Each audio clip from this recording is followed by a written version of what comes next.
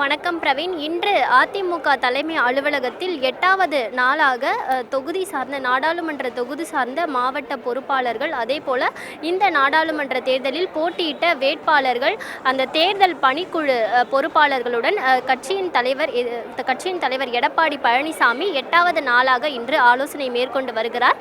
தற்பொழுது பொள்ளாச்சி நாடாளுமன்ற மக்களவை தொகுதி வேட்பாளர், அந்த தொகுதி சார்ந்த பொறுப்பாளர்களுடன் ஆலோசனை கூட்டமானது நடைபெற்று வருகிறது. இதனைத் தொடர்ந்து நீலகிரி தொகுதி அந்த தேர்தல் பொறுப்பாளர்களுடன் ஆலோசனை கூட்டமானது நடைபெற உள்ளது. இதனைத் தொடர்ந்து மதியம் கோயம்புத்தூர் தொகுதி வேட்பாளர் அதேபோல அந்த தொகுதியின் நாடாளுமன்ற பொறுப்பாளர்களுடன் அந்த ஆலோசனை கூட்டமானது நடைபெற இருக்கிறது. குறிப்பாக நடைபெற்று முடிந்த நாடாளுமன்ற பொது தேர்தலில் 40 தொகுதிகளிலுமே அதிமுக தோல்வியை தழுவியிருக்கிறது.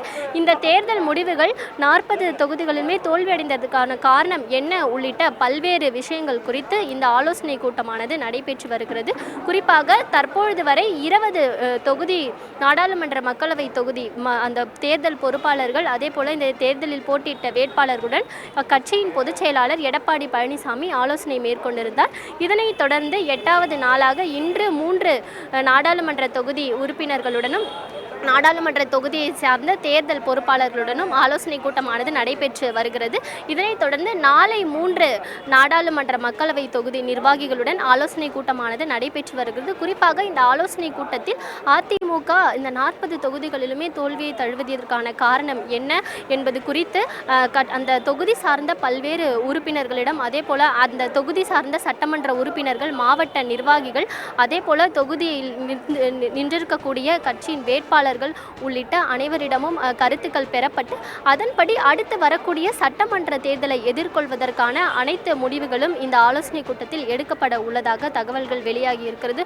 குறிப்பாக இந்த 40 தொகுதிகளிலுமே தோல்வியை தழுவியிருப்பதற்கு சரியான கூட்டணி அமையாதது காரணமா அல்ல வேறு ஏதாவது காரணங்கள் இருக்கிறதா என்பது குறித்தும் அந்தந்த தொகுதி சார்ந்த வேட்பாளர்கள், அதே போல அந்த தொகுதி சார்ந்த பொறுப்பாளர்கள் தங்களது கருத்துக்களை தெரிவித்து வரக்கூடிய இந்த நிலையில் இன்று பொள்ளாச்சி, நீலகிரி, கோயம்புத்தூர் ஆகிய 3 தொகுதி சார்ந்த வேட்பாளர்களுடன் ஆலோசனை கூட்டமானது நடைபெற்று வருகிறது.